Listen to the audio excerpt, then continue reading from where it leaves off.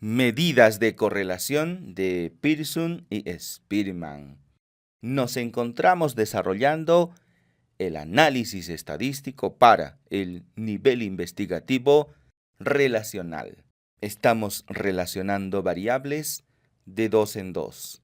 Y el objetivo estadístico que vamos a trabajar hoy se denomina medir la fuerza de correlación, un objetivo que se desarrolla posterior a la prueba de hipótesis de la correlación. Las variables participantes en ambos casos son numéricas. Las variables numéricas siempre son aleatorias. Y de esta relación se puede trabajar tanto la prueba de hipótesis como la estimación puntual. El objetivo estadístico, medir la fuerza de correlación, corresponde a la estimación puntual. Lo que vamos a calcular es un número, un estimador. Previamente tendríamos que haber demostrado la correlación. En este momento nos concentramos únicamente en medir dicha correlación. Uno de los usos frecuentes de este procedimiento es evaluar la capacidad predictiva o el valor predictivo de una variable sobre otra. Veamos un ejemplo. Vamos a suponer que queremos saber con cuántos gramos nace un niño, y esto a través de un método ecográfico al que denominaremos ponderado fetal. En buena cuenta se trata de evaluar a la misma variable peso del recién nacido. Por ello las unidades en ambos casos son gramos, es la misma unidad, pero una de estas medidas se considera como valor real y la otra como una medida que pretende predecir el valor real. Por ello hablamos de capacidad predictiva o valor predictivo. Esto es típico, las dos variables llevan las mismas unidades porque en realidad se trata de la misma variable que pretende medir la misma condición. El procedimiento estadístico estándar es la R de Pearson y no confundirla con la prueba de hipótesis de la correlación de Pearson, porque en este paso anterior se pretende demostrar si existe o no existe correlación, y eso es prueba de hipótesis. Una vez demostrada la existencia de la correlación, entonces pretendemos medirla y lo hacemos a través de un coeficiente, a través de un estimador que es la R de Pearson. Ese es el procedimiento estadístico paramétrico. Por supuesto, hay que cumplir con los requisitos, con los supuestos como la distribución normal. Su equivalente no paramétrico también es un coeficiente. Se trata de la ρ de Spearman para los casos en que no podamos aplicar la R de Pearson. Y si hacemos una analogía con las variables categóricas, encontramos a otros coeficientes como capa de Cohen que responden a la misma intención, medir la fuerza de asociación en este caso. Hay que recordar también cuando de medir la relación entre dos variables se trata, tenemos a los coeficientes y a los índices.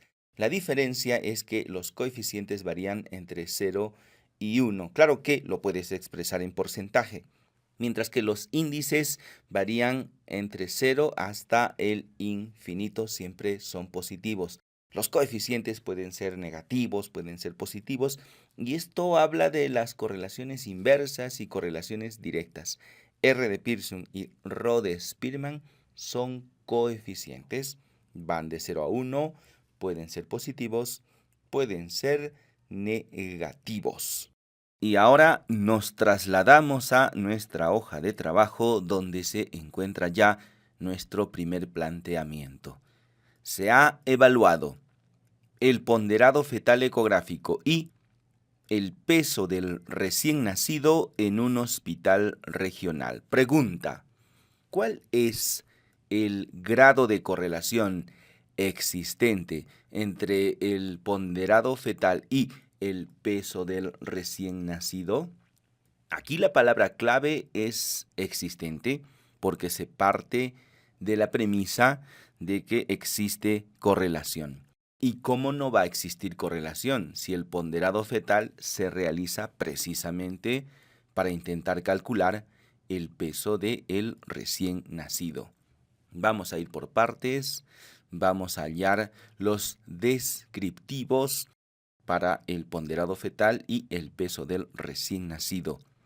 En nuestra matriz de datos, para realizar un procedimiento estadístico paramétrico, en primer lugar, hay que demostrar normalidad y esto lo vamos a realizar mediante la prueba de Z de Kolmogorov-Smirnov. Tenemos en total 100 registros, 2 variables, peso ecográfico, ponderado fetal y el peso del recién nacido. Vámonos al menú Analizar, pruebas no paramétricas, cuadro de diálogos antiguos, KS Kolmogorov-Smirnov de una muestra. Trasladamos ambas variables y por defecto viene seleccionada la distribución normal. Le damos clic en aceptar y ahora nos enfocamos en la magnitud de el p-valor para ambas variables. Como quiera que p-valor está por encima del 5% con el que habitualmente trabajamos, en ambos casos diremos que la distribución tanto de la variable ponderado fetal como peso del recién nacido no son distintas a la distribución normal. Dicho de otro modo, tienen distribución normal. Y eso quiere decir que podemos desarrollar un procedimiento estadístico paramétrico. Lo de las varianzas homogéneas no es necesario, esto es una correlación. Regresamos entonces a nuestra matriz de datos para los descriptivos. En el menú Analizar, Estadísticos descriptivos, Explorar, trasladamos ponderado fetal, peso del recién nacido y simplemente le damos clic en Aceptar. Aquí tenemos ya el valor de la media, el error estándar y el intervalo de confianza para la media al 95%. Vamos a copiar esto para llevarlo a una hoja de cálculo en Excel. Aquí lo pegamos. Vamos a reducir el número de cifras decimales a ninguna cifra decimal. Entonces tengo el valor de la media para el ponderado fetal, el error estándar y también tengo el intervalo de confianza. Lo mismo para el peso del recién nacido, valor de la media, error estándar y finalmente el intervalo de confianza. Ahora vamos a explorar la correlación con un diagrama de dispersión. En el software estadístico, gráficos, cuadro de diálogos antiguos, dispersión o puntos, que es lo mismo. Vamos a seleccionar dispersión simple, viene seleccionado por defecto, definir. Trasladamos el ponderado fetal al eje X y el peso del recién nacido al eje Y como variable de contraste. Clic en aceptar y esta es la gráfica que nos vamos a llevar. Clic derecho, copiar y en nuestra hoja de trabajo lo redimensionamos para que no ocupe tanto espacio. Listo, ya tenemos el diagrama de dispersión, se puede observar incluso la correlación directa entre estas dos variables.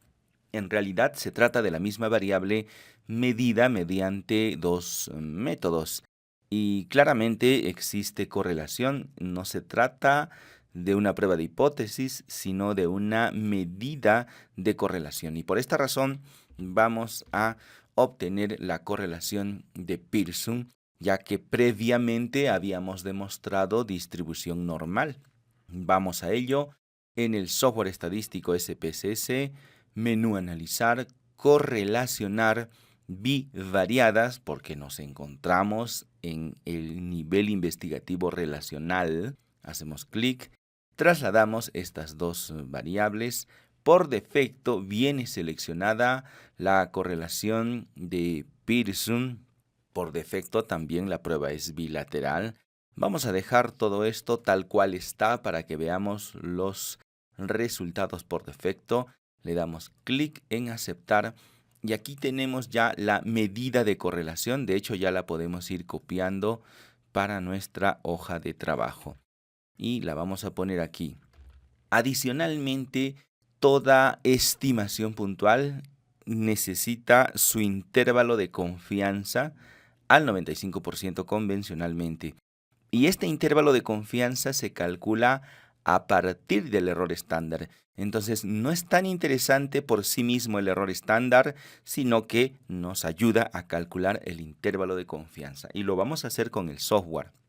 Regresamos a la hoja de resultados, pero antes vamos a hacer un pequeño cambio. Si recuerdas, este procedimiento lo hemos realizado a 2 colas, a pesar de que esto no es una prueba de hipótesis.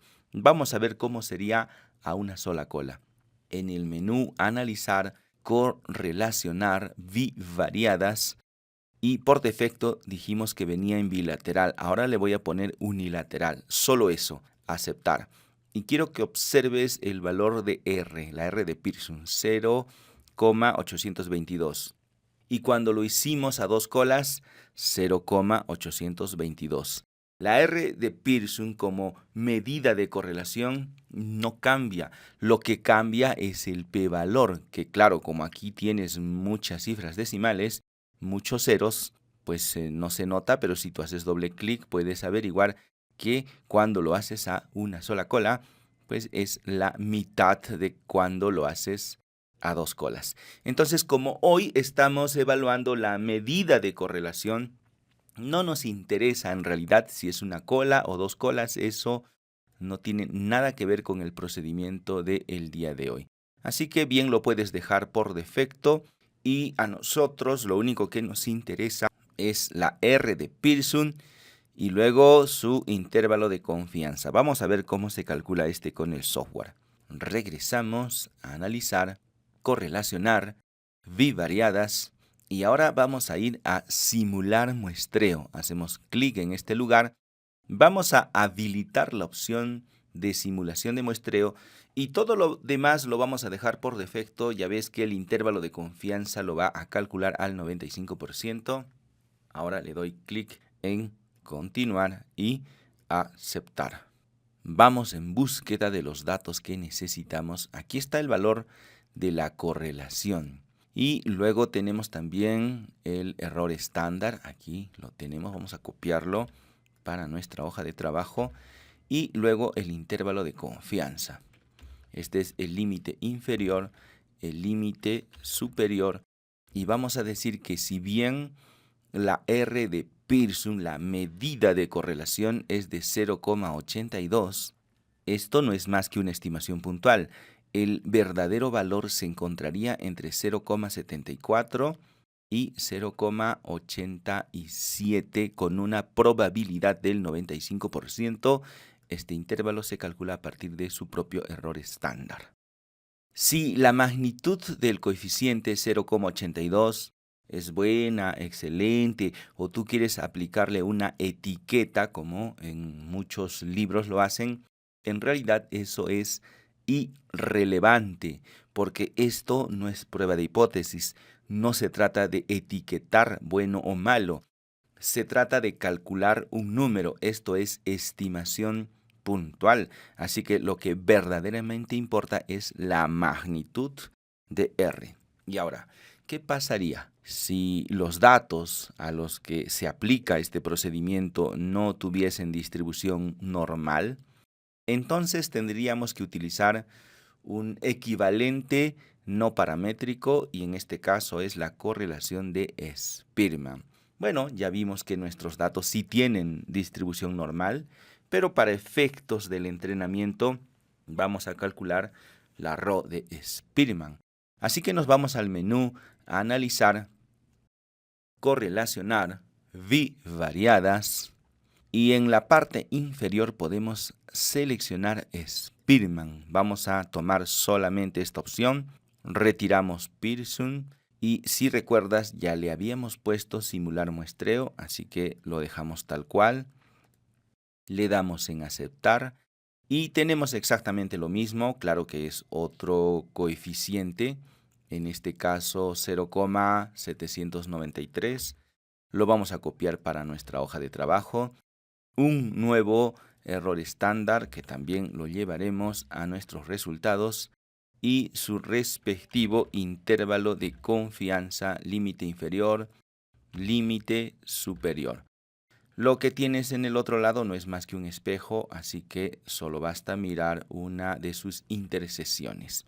Y este sería el coeficiente de una magnitud menor y también con un intervalo de confianza mucho más amplio. Desde ya te vas dando cuenta que R de Pearson tiene un intervalo de confianza más reducido y eso está a favor de un valor más preciso. En el caso de Spearman, por ser una prueba no paramétrica, se desperdicia información y por ello tenemos un intervalo de confianza más amplio, el cual no es más que una expresión de un error estándar más grande del que se puede observar en el procedimiento paramétrico. Entonces, si el objetivo es realizar una correlación, pensamos en principio en la R de Pearson como medida de correlación. La alternativa sería la Rho de Spearman, pero ya ves que en el propio software estadístico hay una opción adicional que se denomina Tau V de Kendall. Vamos a ver en qué caso utilizaríamos este procedimiento. Regresamos al software, analizar, correlacionar, bivariadas, y es la tercera opción en la parte inferior donde dice coeficientes de correlación. Vamos a seleccionar Tau V, retiramos Spearman, le damos en aceptar y nuevamente te calcula un coeficiente, en este caso más bajo, 0,609. También tiene su propio error estándar a partir del cual podemos calcular el intervalo de confianza al 95%. Y la pregunta natural en este momento es ¿en qué casos se utiliza la Tau V de Kendall? Lo vamos a analizar de la siguiente manera. Si recuerdas, en el menú Analizar, correlacionar bivariadas, Tau V de Kendall está a la altura de la correlación de Pearson, R de Pearson y Rho de Spearman, y no aparecen los otros coeficientes. Esto quiere decir que este procedimiento denominado Tau V de Kendall se ejecuta cuando estamos claramente frente a una correlación de variables ordinales. El número de categorías de una variable tiene que ser el mismo número de categorías de la otra. Dicho sea de paso, tienen que expresar las mismas unidades o las mismas dimensiones. Y una extensión o variante de Tau V de Kendall sería la Tau C cuando ya no se cumplen estos requisitos. Y si el número de categorías de una variable es distinta a la de otra, estaríamos en esencia frente a una tabla de contingencia. Por eso, Tau C más bien es considerada una medida de asociación y ya no una medida de correlación. Por esta razón lo vamos a ubicar en la siguiente opción.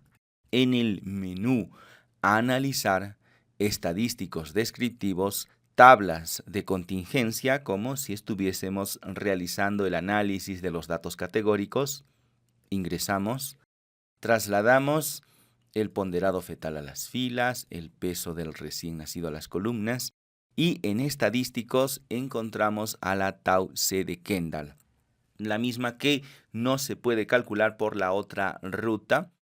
Y aquí adicionalmente podríamos calcular Tau V. Gamma y D de Sommer son esencialmente medidas de asociación. Ya no podrían ser consideradas como medidas de correlación porque se calculan expresamente para variables ordinales. Y D de Sommer tiene una versión simétrica y asimétrica. Asimétrica es cuando se considera a una de las variables como independiente y a la otra dependiente. Por supuesto, te calcula ambas y tú le das la interpretación de acuerdo al propósito de tu estudio. Completa tu hoja de trabajo tal cual se vio en la siguiente presentación. y luego dale clic en guardar porque el producto del día de hoy es el archivo datos17.doc.